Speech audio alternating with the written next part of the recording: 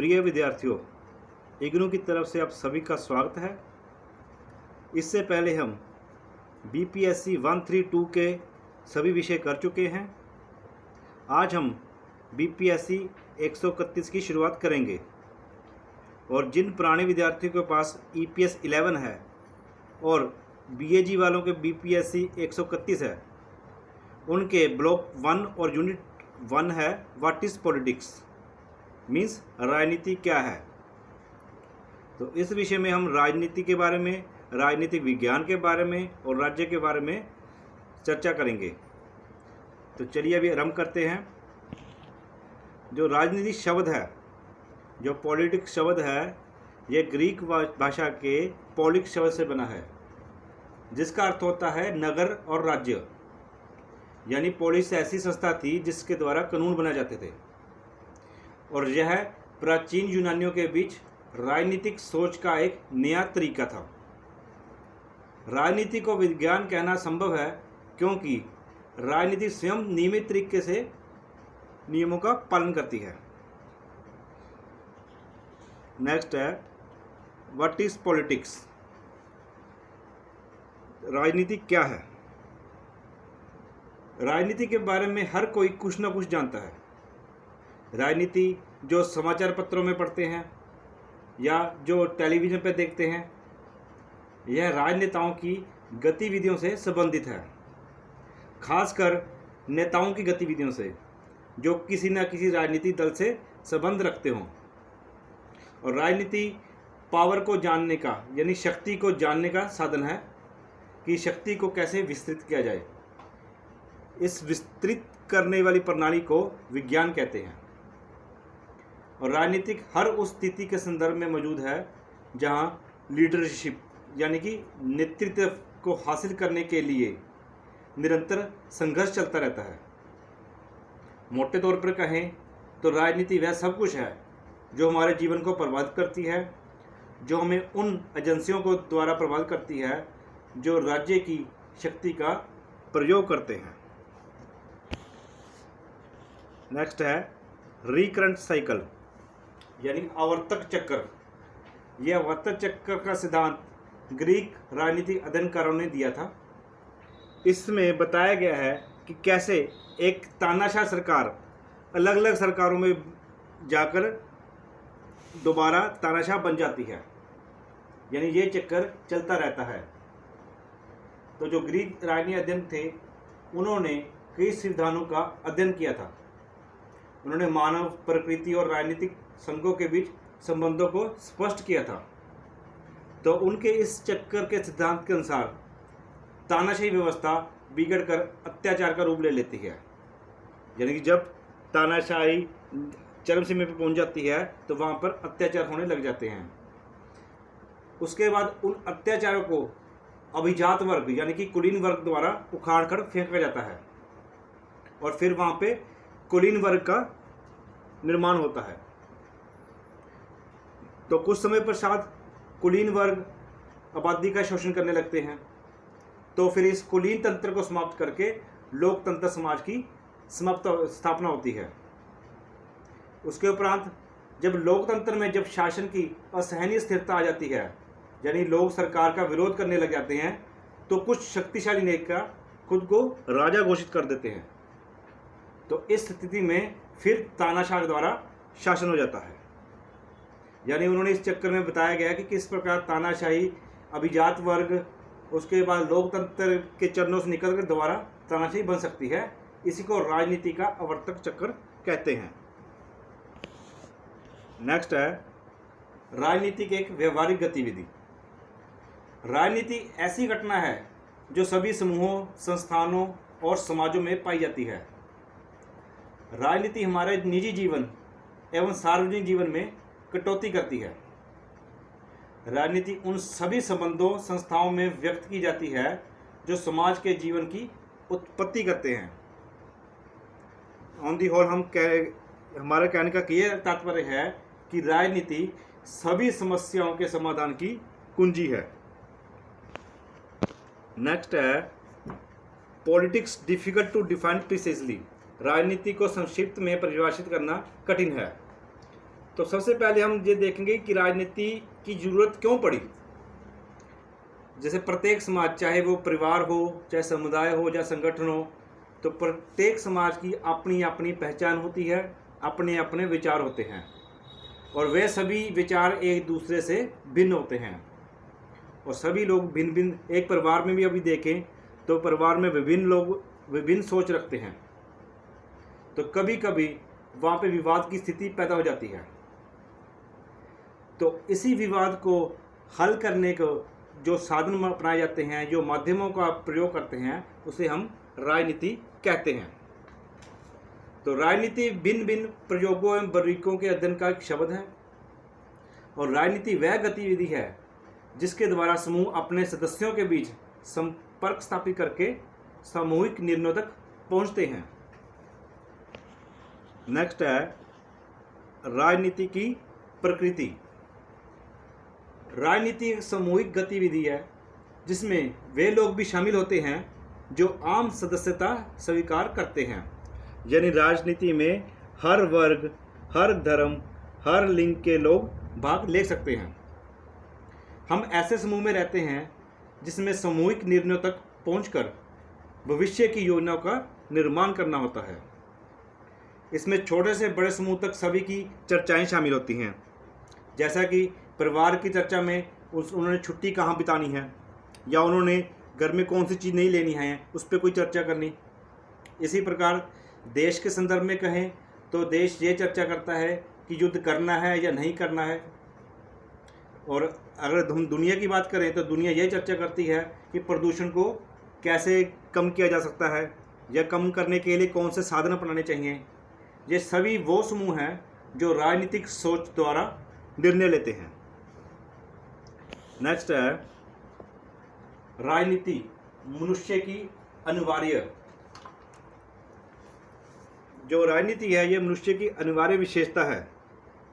जैसा कि हमारे विज्ञानी अरिस्टोटल, यानी जिसको हम अरस्तु कहते हैं, उन्होंने कहा कि मनुष्य स्वभाव से राजनीतिक पशु है।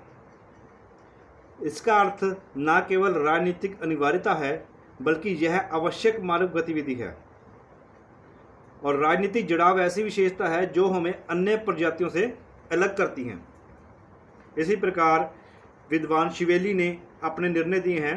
उन्होंने राजनीतिक कार्रवाई की व्याख्या इस प्रकार दी है जिसमें एक सामान्य तरीके से और तर्क द्वारा सबसे अच्छा समाधान निकालने का तरीका खोजा जाए।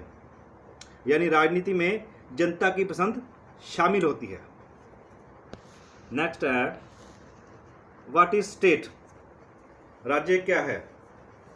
तो राज्य जो स्टेट वर्ड है, ये वर्ड लैटिन भाषा के स्टेटस वर्ड से बना है, और जिसका अर्थ होता है देश की व्यवस्था। और क्रांतिकारी युद्ध से पहले ब्रिटेन को अमेरिका का बस्ती या अमेरिका का राज्य कहा जाता था।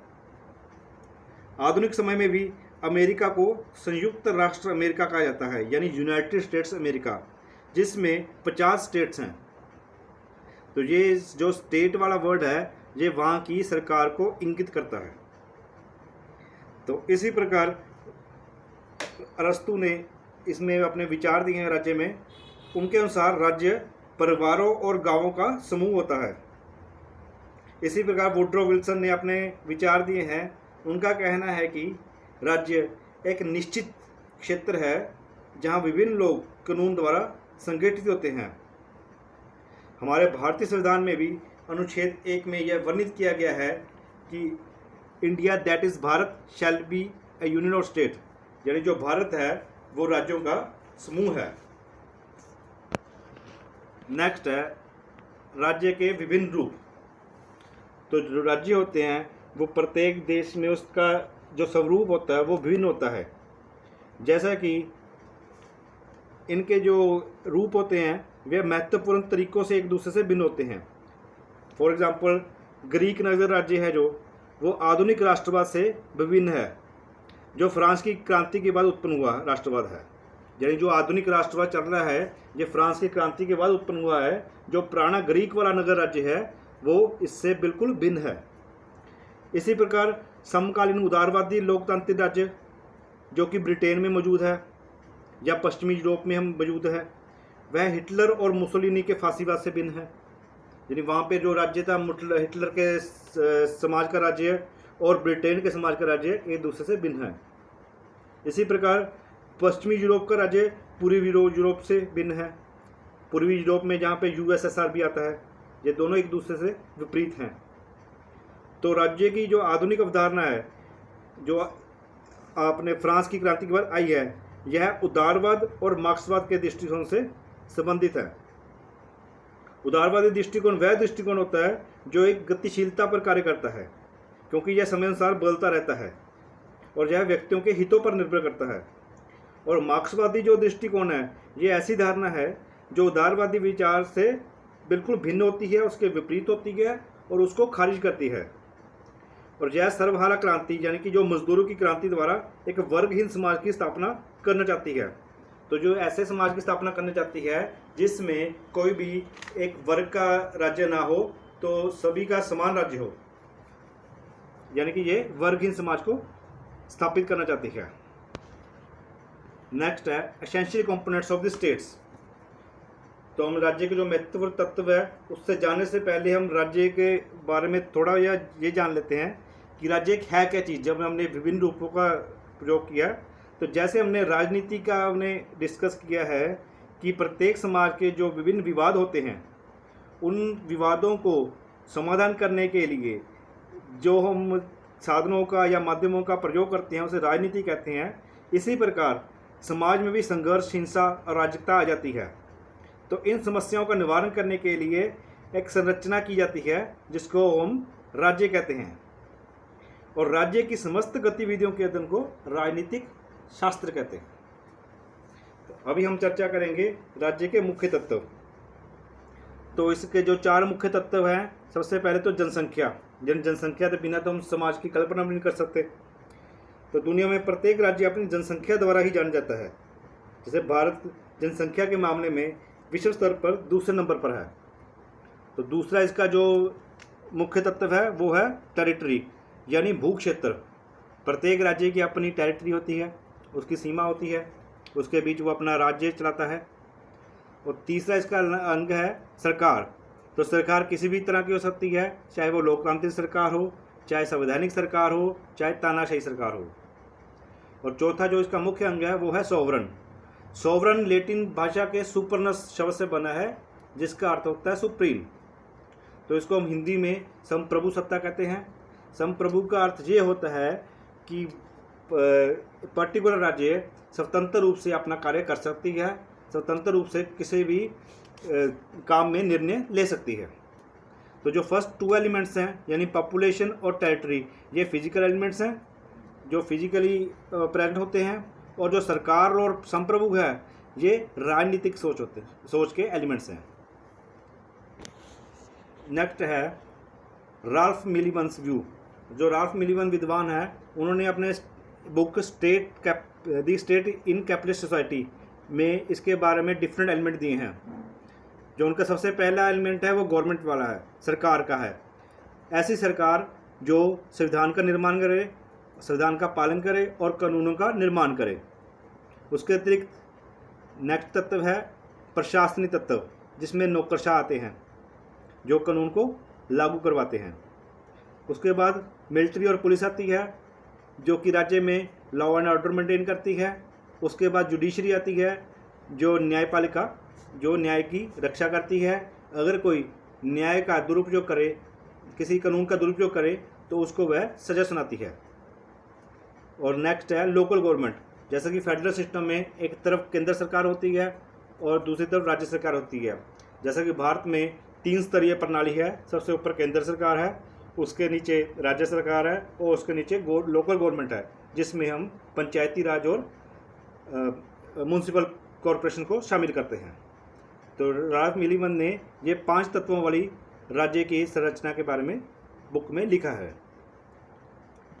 नेक्स्ट है शक्ति का उपयोग, यानी शक्ति का वैध उपयोग, पावर का। मैक्स वेबर ने 3 प्रकार का वैधीकरण बताया है, अर्थात 3 विधियां जिनके द्वारा शक्ति को उचित ठहराया जा सकता है। सबसे पहली है पारंपरिक वर्चस्व से संबंधित, यानी सत्ताधारक परंपरा एवं रीति रिवाजों द्वारा शक्ति का उपयोग करते हैं। फॉर एग्जांपल, इंग्लैंड में संविधान नहीं है तो वहाँ का जो कोई रिटर्न में कॉन्स्टिट्यूशन नहीं है, वहाँ का जो भी नियम चलते हैं वो परंपराओं पर आधारित होते हैं। दूसरा है करिश्माई वैधता। तो नेता द्वारा प्रदर्शित असाधारण गुणों के कारण लोग शक्ति धारक की आज्ञा का पालन करते हैं। फॉर एग्जांपल, जब फ्रांस में क्रांति आई थी उससे पूर्व जो लुइस 14, लुइस 15 और लुइस 16 थे, ये अपने आप को दैविक गुणों वाला मानते थे, तो लोग इनके नियमों का पालन करते थे। तो इसको हम करिश्माई वैधता कहते हैं। तीसरा है कानूनिक तर्कसंगत। इसमें लोग कानून द्वारा नियमित आज्ञा का पालन करते हैं जो विशिष्ट नियमों द्वारा कड़ाई से लागू हों और लोग नेता के नियमों को मानने में बाध्य हों। जैसा कि देश में न्यायपालिका व्यवस्था होती है जिसमें कानूनों का पालन किया जाता है और कानूनों का संरक्षण किया जाता है। अगर कोई कानून को तोड़ता है तो उसको दंडित किया जाता है। नेक्स्ट है, अभी हमारा ये टॉपिक आज का समाप्त हो गया है। अभी आपको मैं एक बार समरी करवा देता हूँ। जो राजनीति है, राजनीति एक प्रकार सत्ता का खेल है जिसमें विभिन्न खिलाड़ी एक ही समय में इस खेल को खेलते हैं और एक दूसरे साथ प्रतिस्पर्धा करते रहते हैं। राज्य सत्ता के वैध प्रयोग का केंद्र है, यानी राज्य वो जगह है जहाँ पे सत्ता का प्रयोग होता है। आधुनिक राष्ट्र राज्य ने अंतरराष्ट्रीय प्रणाली को स्थिरता दी है। जो आधुनिक वाला उदारवाद और मार्क्सवाद वाला राष्ट्रवाद चल रहा है तो उसमें अंतर्राष्ट्रीय प्रणाली को काफ़ी प्रभावित किया है। तो आधुनिक राष्ट्र राज्य में कई चुनौतियां भी हैं और कई जगह तो ये जो आधुनिक राष्ट्र है ये काफ़ी सक्सेसफुल है, जिसमें कुछ समुदाय कई हिस्सों में बिखरे पड़े हैं लेकिन वे सामान्य संस्कृति, भाषा और धर्म के द्वारा एकजुट हैं। जैसा कि भारत में विभिन्न वर्गों के, विभिन्न धर्मों के, विभिन्न जातियों के लोग रहते हैं, वे एकजुट होकर रहते हैं। उसी प्रकार अंतर्राष्ट्रीय स्तर पर इनमें कई चुनौतियां भी हैं, कुछ नेगेटिव भी हैं। तो उसमें जैसे कि कुर्द होते हैं, जिसको हम कुर्दिश कहते हैं, वह इराक, सीरिया और टर्की में फैले हुए हैं, लेकिन वह अलग राज्य की मांग करते हैं, जान कि वो कुर्दिस्तान की मांग करते हैं। तो यह आधुनिक राष्ट्र का एक उसके सामने चुनौती है जिसको सामना करना वो अंतर्राष्ट्रीय सरकारों का दायित्व है। तो चलिए, अब आपका आज का ये टॉपिक ख़त्म हो गया। हम नेक्स्ट जल्दी ही आएंगे नया टॉपिक लेके। तब तक आप इस टॉपिक को रिवाइज कर लें, इसको याद कर लें। Thank you.